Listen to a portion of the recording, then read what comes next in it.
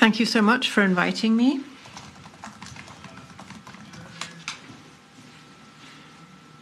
I'm going to be using texts and sketches from 1968 to 1970 to demonstrate the ideas that I had about my work in those early days, and I will offer some selected examples of sound installations and sculptures to demonstrate what became of these abstract ideas to construct rooms, spaces using sound. Between 1970 and 1975, there was a lot of research done in this area.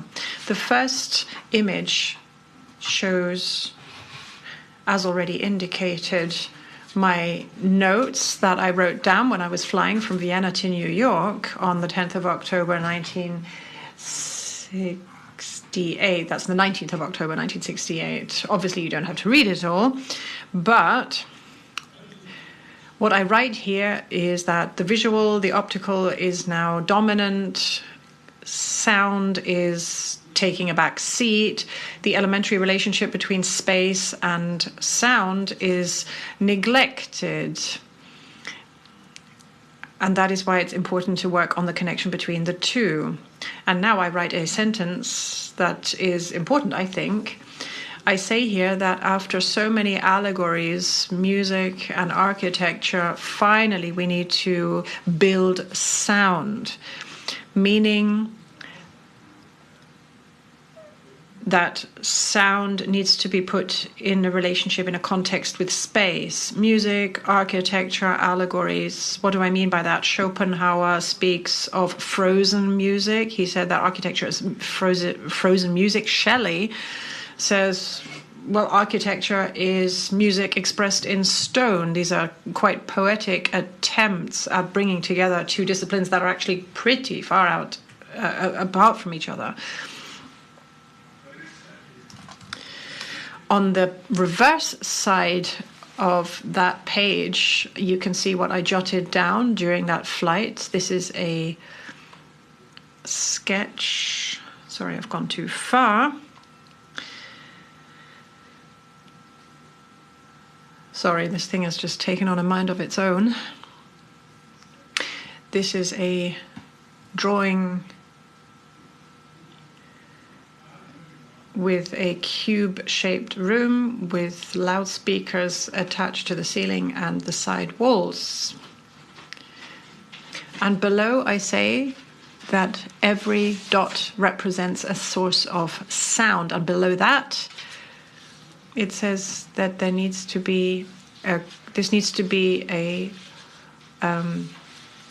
close chord represents a small room, and a wider chord, extended chord, is a larger room or space. Right here. Here you can see the dots closer together or further apart. This is basically a scale proposal of what an acoustic space could look like. This is an idea for a tonal cube, if you like, and I returned to it later in 1969. But before I talk about that, I'd like to show you how the idea progressed. When I did my research in preparation for this presentation, I looked at my notes and I could barely remember what I thought at the time. Evidently, I had created some templates. This is one of them. This is a matrix with dots representing the loudspeakers. You could see it vertically or horizontally, whichever you want. And on these spaces, I inscribed lines. I am an architecture by training. And it was pretty clear that this would be not a spatial line, but an auditory line, in the sense that the upward or downward movement of individual sounds would allow the observer to measure, to sense the height of the wall. Obviously, if the sound rises by 50% that would give a different impression as to the ceiling height. So different kinds of pitches and sounds would change one's perception of the space. In the same template, I then inscribed, this is headed experiment 2, I created a wall with vertical and horizontal sound movements, creating a kind of grid.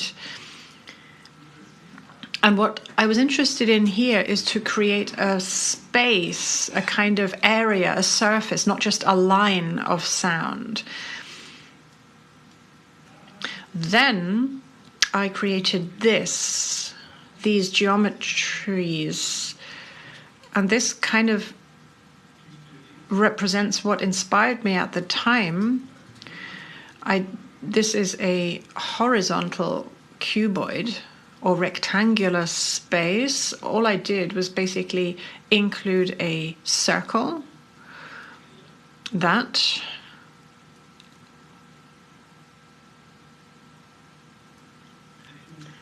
it represents a kind of tonal gateway, if you like, a threshold, a kind of gate dividing this corridor that people would have to walk through.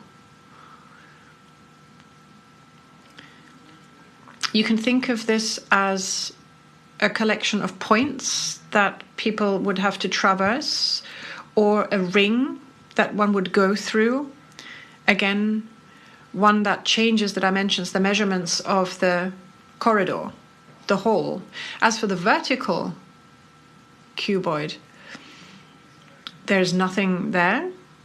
But going back to this line here, I need to say that this was a very early and pretty utopian idea, expressing that verticality in acoustics is something very special. Normally we hear horizontally, but I was fascinated by this idea of verticality, which is a common idea in sculpture and architecture. I was very interested in that at the time. And in the trials and experiments that I did in the 70s, between 1968 and 1970, all of this was very theoretical. So drawings, texts, and ideas, nothing more than that. From 1971 onwards, I decided to start implementing this in practice because I wanted to know more about whether what I was doing was even, did it even make sense? So I tried to bring together two dimensions here, architecture, with a fairly static interpretation of a space, and acoustics with a temporal interpretation of space. And this is an image taken in 1972, where I was using very simple elements with loudspeakers mounted on them, and the sound traveled upwards, diminishing, and sound travels downwards, increasing, so as to create a kind of pulsating sound. This was a trial that I represented here in my notebook on the 6th of April 1972. So pulsating vertical sound. And at the bottom right, you can see a sketch showing this vertical pulsating space, as I called it. It was pretty clear to me quite soon that this could be an extension of an architectural language. I thought that that was a good idea. Remember this wall with sound running up and down it, and also the pulsating space appeared interesting to me. So what I tried to do here was to create completely new features, inject new features into spatial design. The problem was that I lacked the knowledge, the vocabulary for it, the terminology. It's still difficult to describe what I was trying to do. I was bringing together two different fields, and it was hard to find the right language to describe what was going on there. So I was talking about leading spaces, pulsating spaces, arching, circling, swinging rooms. That's the kind of language I used at the time. In 1973, I did another experiment, still in the vertical dimension, with two channels. The idea here was to test how it's possible to hear vertically and how it's possible to sense sound vertically, physically. This was my first studio in new work. I had a loft in New York from 1975 onwards. Here I started building sculptures. After all of these tests, I finally created my first single-person sculpture, a vertical sculpture. The subject is on a platform with a loudspeaker inside it, and above them is a suspended platform, also with a loudspeaker. So what happens here is that the sound rises along the body and ends at the ceiling above the head. So this physical form of hearing was implemented here. It was a really important part of my work at the time. You don't just hear with your ears, in other words, which obviously is something that we all do. This is how the brain senses sound. Instead, in this case, sound, hearing becomes a physical, a full body experience. And here it was possible to vary the height of the structure above the head. This verticality continued here with my sound tower, 1982. This was created. You can see the loudspeakers suspended from the top, and the sound reverberates behind these perforated grills, creating a vertical space that one can walk through. Another really fascinating project was a project that was proposed to me by the Fischer von Erlach Society in Salzburg. They asked me to create a project for the Collegiate Church in Salzburg, the University Church, because they were celebrating the 300th anniversary of the foundation stone laying of the Collegiate Church, a Fischer von Erlach architectural work, one of his early works, but it's a beautiful church. And I went there to take a look, and I saw the cross-section here, and found that the tower is about 50 meters high, all the way up to the cupola, and the lantern at the top. So that's the space I would have had to work with. And it's almost like a rocket that ascends upwards. In reality, of course, this is not a closed space. It's open at the bottom. In the middle, you can see the mosaic floor at the crossing of the nave and the transept. And it reflects exactly the diameter of the cupola. So Fischer von Erlach already created a visual access reaching from the lantern at the top of the cupola, there you go, to the mosaic circle at the bottom.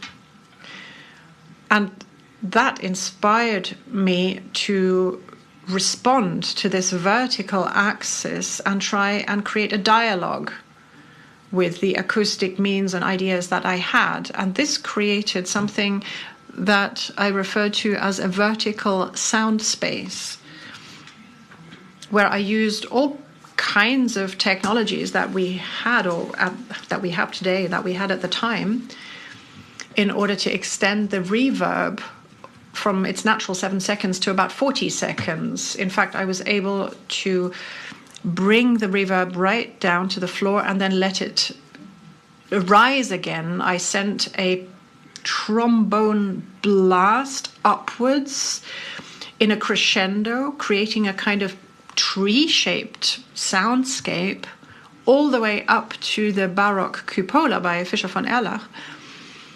The boundaries, the limitations of the architecture could be highlighted as a result.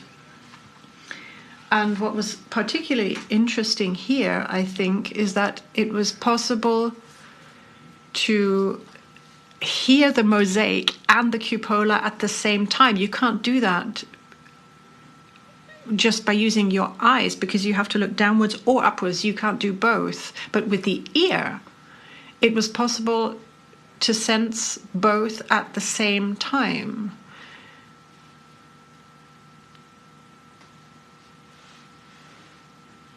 I noted down a few things at the time. So the whole thing is called Vertical Sound Space. This was in the Collegiate Church in Salzburg.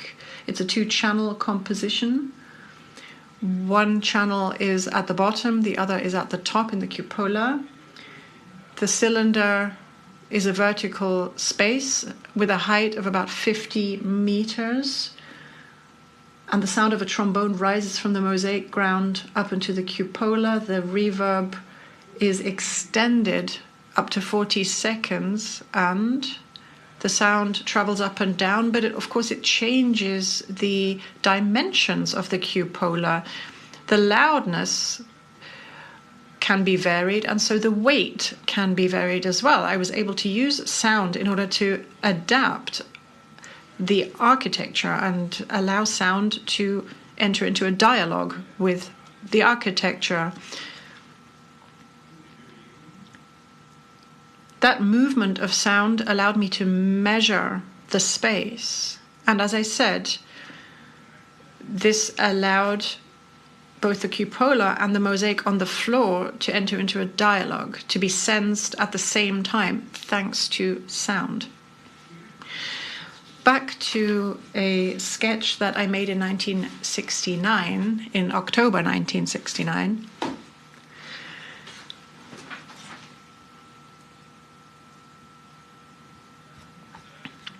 Here, I just made a few sketches trying to express some ideas without any reference to acoustics. If you look at the vertical line in this matrix here, in this grill, that's the way I heard it in my head, if you like. Although I created it for my eyes, really I created it for my ears. So in the middle, you'll see a horizontal rectangular space with a spiral. At the top, you see some smaller sketches denoting circular spaces.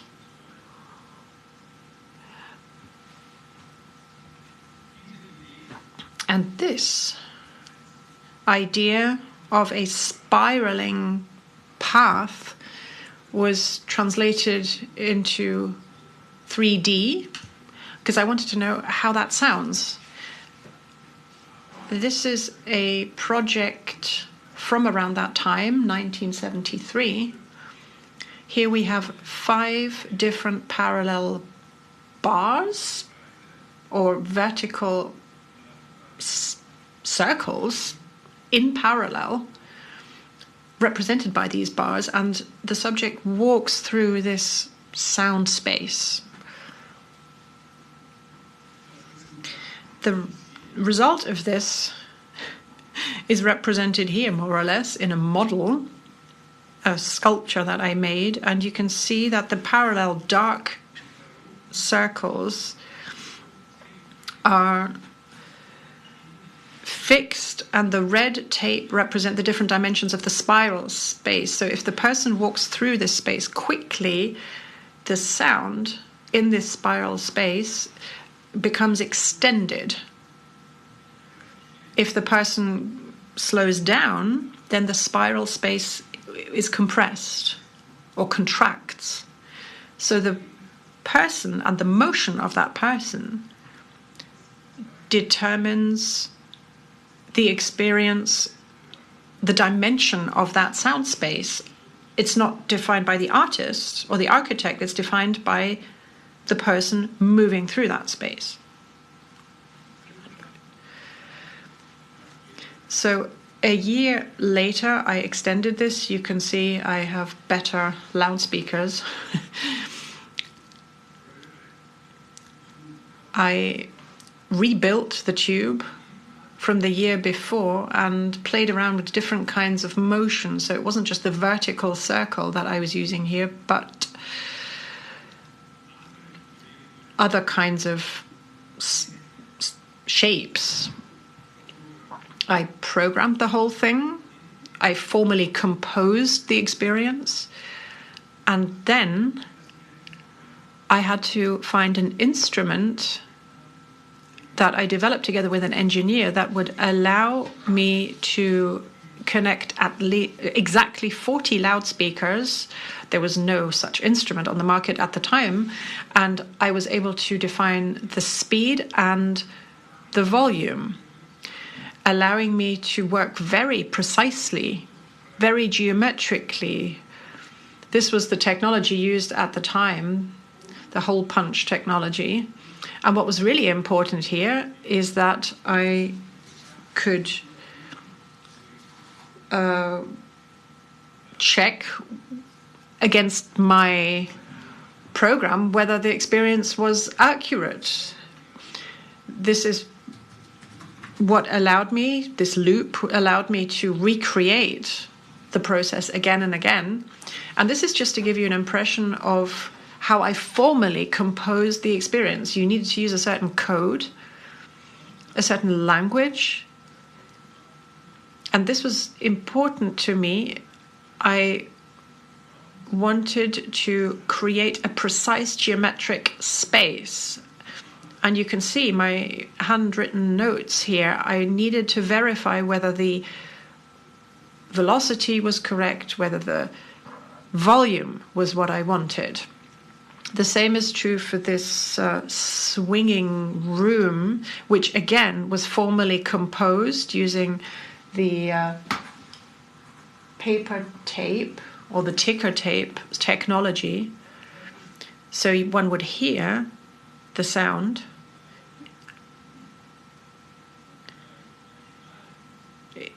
Just like with the vertical projects, you would hear the soles of people's shoes acoustically activated, and one would also hear with the skull. This led to this project. All of it was connected, and I need to add that this was not necessarily the plan from the beginning. It kind of evolved because I was doing continuous research. So this project let me know that a swinging room was possible, leading me to create this sculpture in 1981. It appeared in Berlin in the Akademie der Künste.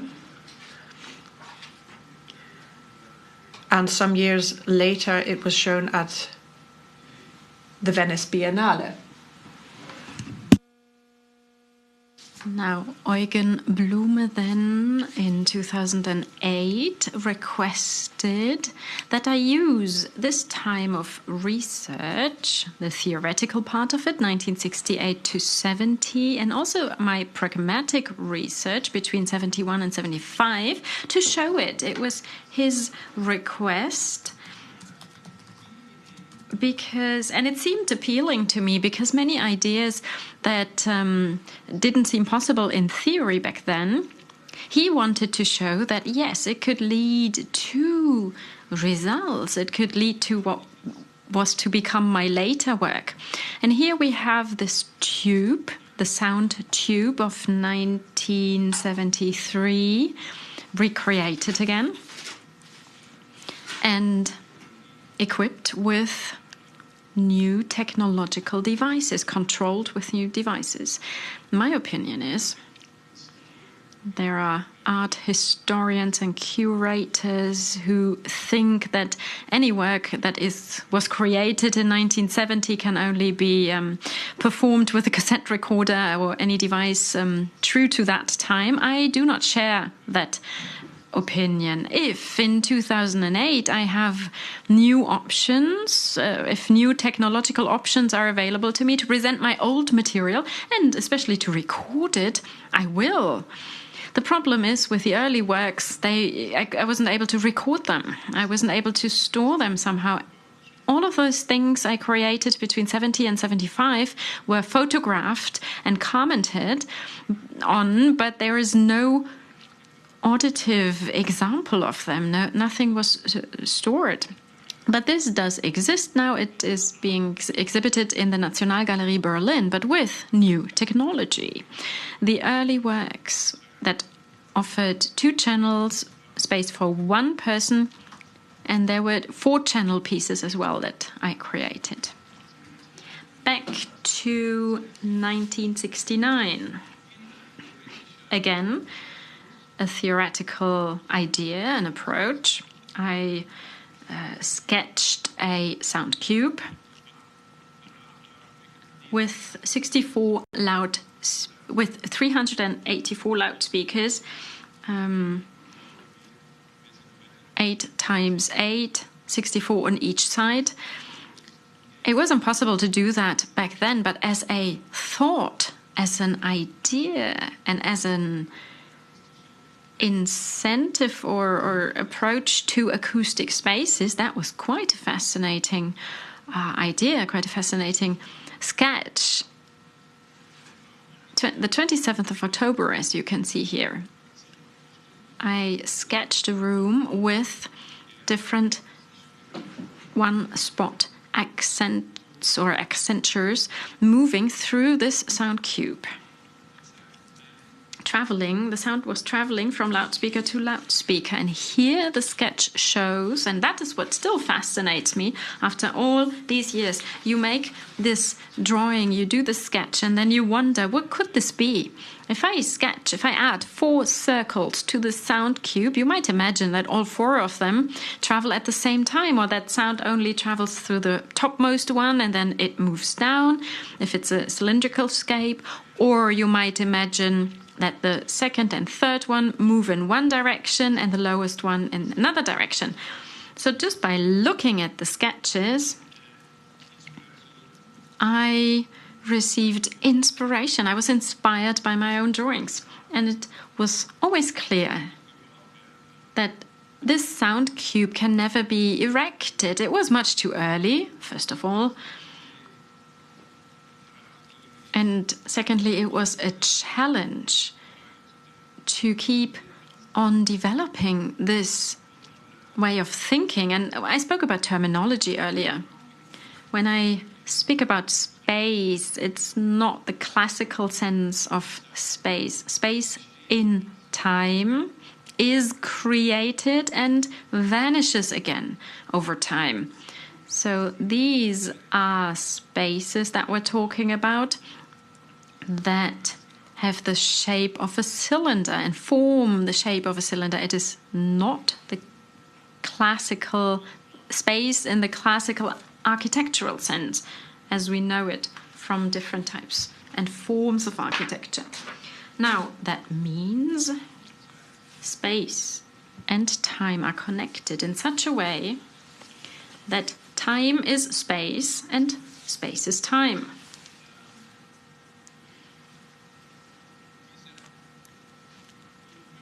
This sound cube, which is very abstract in its first sketch, theoretical sketch, only in my head, then manifested in further projects.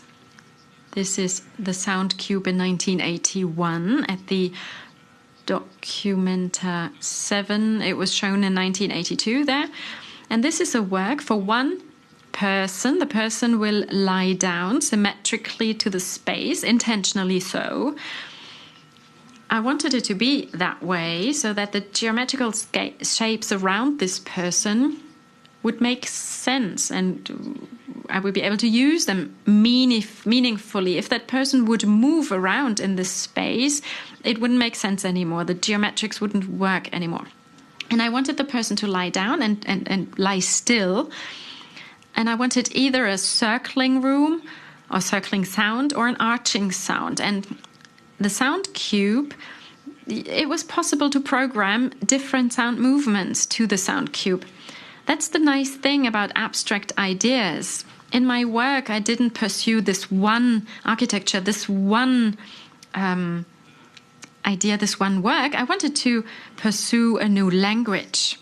And since the sound cube is an abstract structure, it proved ideal for it because within this space, within this cube, I was able to program and play different sound patterns or sound structures. This was an early D8 for sticks. I was able to create a large arch and at the same time create a sound which rises and then splits up into two via loudspeakers, so that I would have two sound spaces at the same time that mask each other, that lie on top of each other, which is a fascinating phenomenon. Sound in spatial spaces allow me to experience sound patterns or worlds, several at the same time, and by way of creating them in concert with each other, the large arch and the other sound that rises and then separates above the person lying down at the center of the room, which is fascinating. This is a sketch. I composed this. It's just an idea. Of course, you're free to imagine anything else happening in this space by way of sound travel. I formally composed this. I did this. 3 different paths within the sound cube with a very low trombone tone. And these trombone tones move underneath the person, above the person, and through the person. That is so wonderful about sound spaces and acoustic design in general, that of course you're not limited. Your body, the body of the listener, is not an obstacle. Sound can move through it. And these 3 intertwining trombone paths, if you will, result in something that goes through the person. It's a netted space, if you will. You can play around with it. I can't measure it at this scale. I mold the space in a way as that you only know when you actually do it. It cannot be imagined theoretically. You have to do it. You have to mold it and then experience it. But that was part of the project that was shown at the Documenta 7.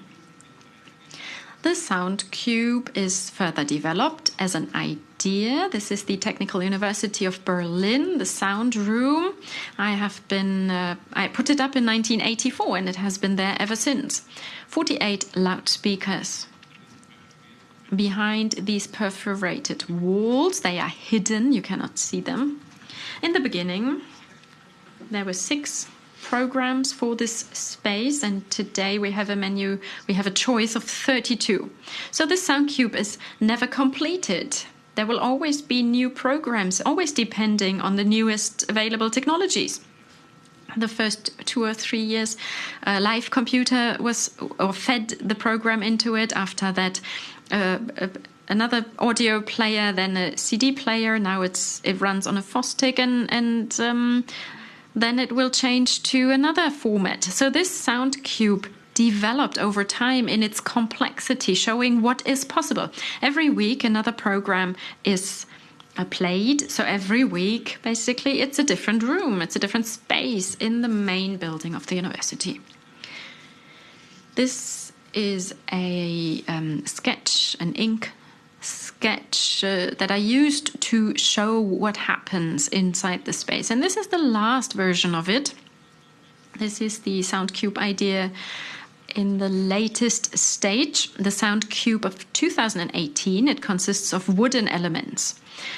In the 4 corners, or 8 corners rather, in the 8 corners, there are loudspeakers integrated, Tyrian loudspeakers, and for the first time I use sound spaces from a type of wood which sounds very nice. The wood is made from spruce or pine wood, and they are excited with a transducer, so that I don't have rays that come in the shape of one line or one spot, but it's the whole panel that radiates the sound or reverberates the sound, and that is thanks to the pine wood.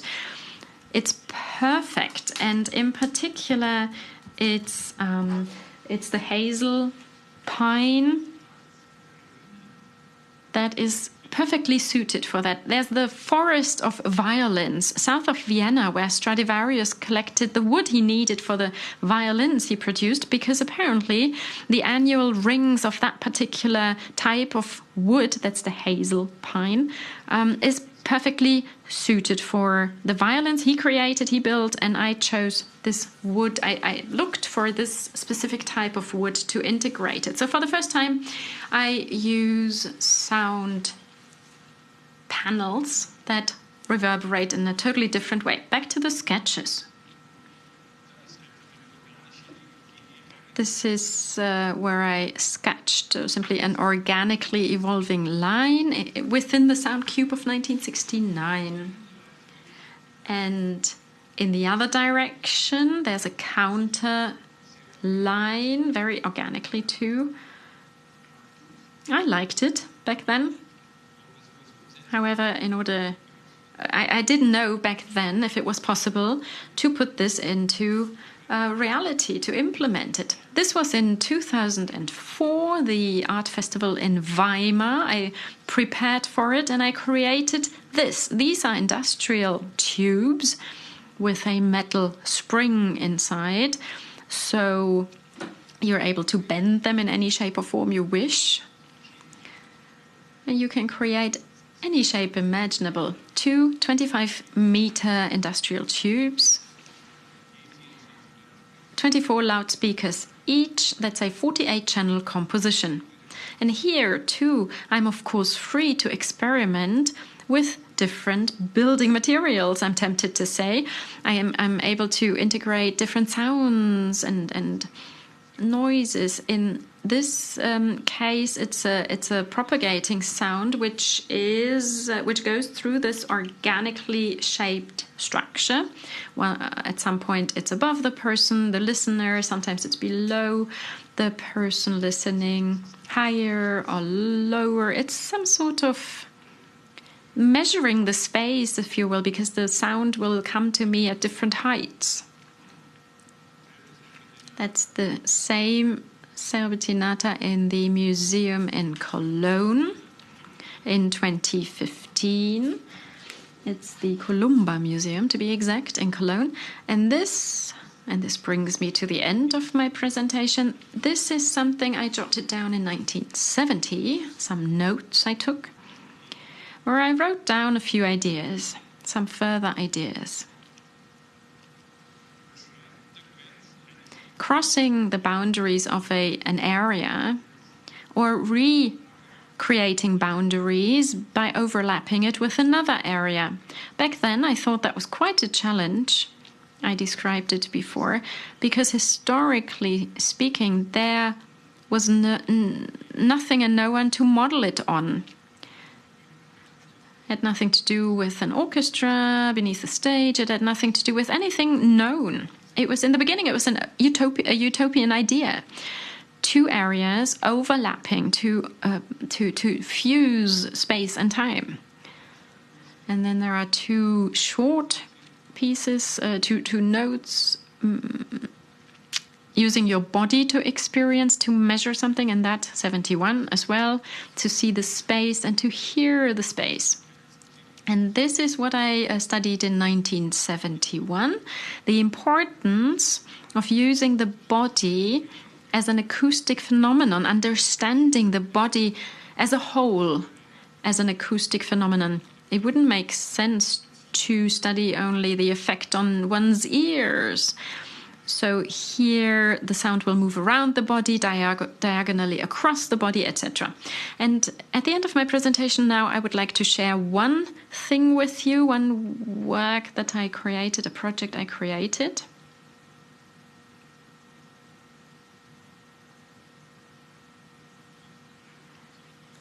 Back then, it was requested by Armin Köhler, the director of the musical days.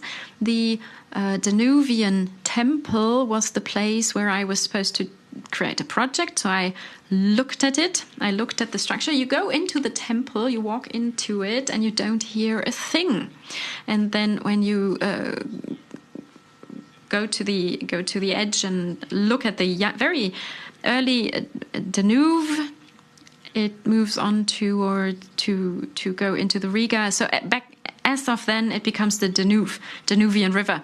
So in this small temple, it's a historic temple architecture, I added an independent shape, a bent shape, where the sound of the water splashing into the river Brigach reverberates. So now when I do enter the temple again, I can hear the river above me. I can hear the burbling of the river. I don't see it, but I can hear it. So in this case, the sense of hearing and the sense of seeing, the visual and the auditive, are far apart from each other. And that was it. That was all I wanted to say. Thank you very much for bearing with me.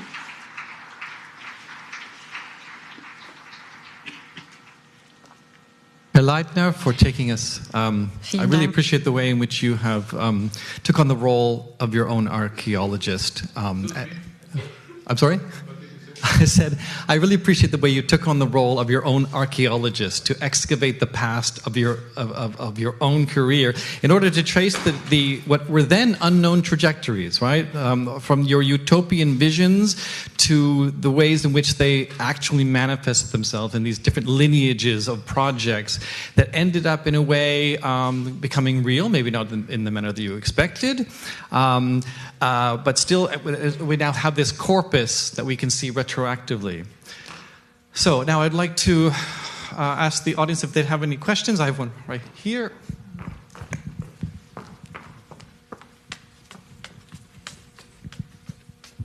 Danke. Vielen Dank, Herr Leitner, für den wunderbaren Beitrag. Ich hatte das große Vergnügen, vor einigen Wochen mit Studierenden nach Paris zu fahren. Eigentlich natürlich, um das große Werk von Christo zu sehen, aber uneigentlich, um die Gelegenheit zu nutzen, in den Parc de la Villette zu gehen und ihren Cercle Sonore zu sehen. To visit to hear your Cercle du Sonore, and we were lucky. We reached the museum shortly before 11, and then someone came. It was still closed, and I was afraid for a second that we wouldn't be able to go inside.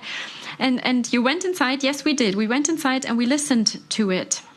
It was turned on, and then I wondered, and I had been wondering before, and also when you gave your presentation just now, where I couldn't hear your sound cubes, according to which criteria do you select the sounds that one can hear? Yes, I neglected that in my presentation, that's true.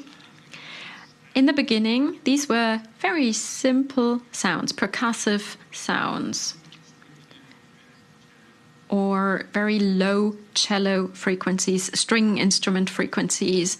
I didn't want any rhythms or any melodies to create something in the brain of the listener. I didn't want any association to be created in the brain of the listener. That was important to me, because your mind, your brain, according to our culture, quickly associates something with a melody or a rhythm. But I wanted to draw the audience's attention to the space.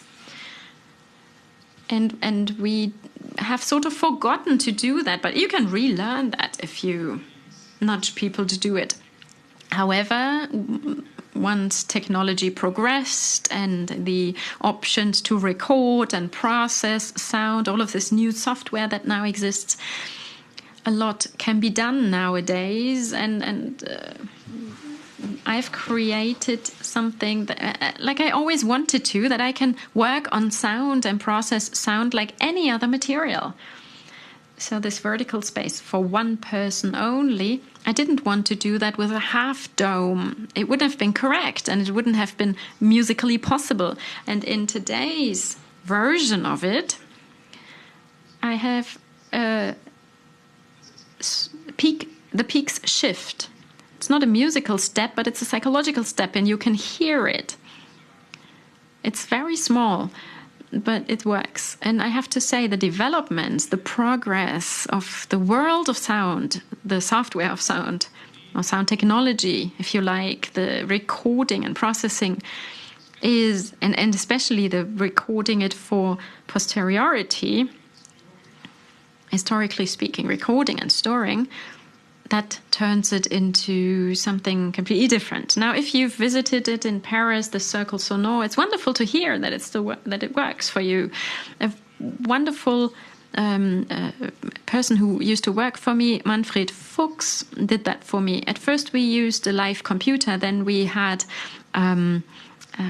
tapes, then we had CDs. After a few years, you can't use the CDs anymore. It doesn't work after a while. And he then did that with the memory chips. And it works in such a perfect way. It has been running for 8 years now. It's wonderful.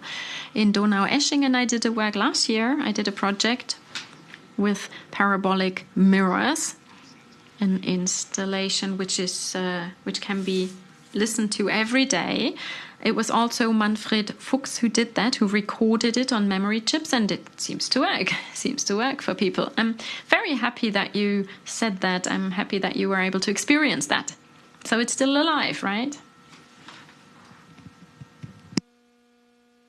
I have a question on the neutrality of the sound. In all of your work, you refer to this. You said that the space that you use is a natural space, and the sound is reflected in this natural architectural place, and of course sensed by the person who's in that space. So this is my question. To what extent does the architecture, which is material in nature, I mean, you speak of this space, the shape of the space, but what role is played by the material in that space? Answer: absolutely. I did make reference to that. If you present or if you show your installation in a gallery and that space is different to the space in which the installation was designed, then, and especially if the space isn't enclosed, it's difficult to capture the sound and keep it within an enclosed space. So it's really important to know what room, what space you will be given to show your installation. Either you have to adapt, or you can't adapt and you don't show it at all. So of course it's vital to be given an exhibition space that is not abstract. The outdoor installations that we just heard about, the Cercle Sonore in Paris, that was a new experience for me. Interestingly, there's no sound reflections there, if you like. And I experienced then for the first time that our perception, our auditory perception, is different in the winter than it is in the summer. And the temperature makes a difference as well.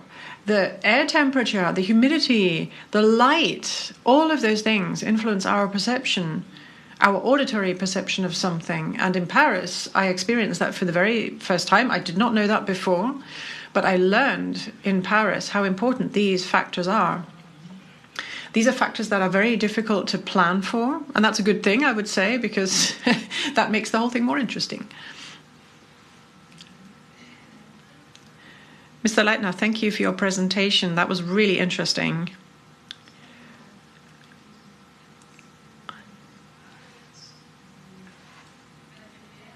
Your work appears to be very coherent and very profound.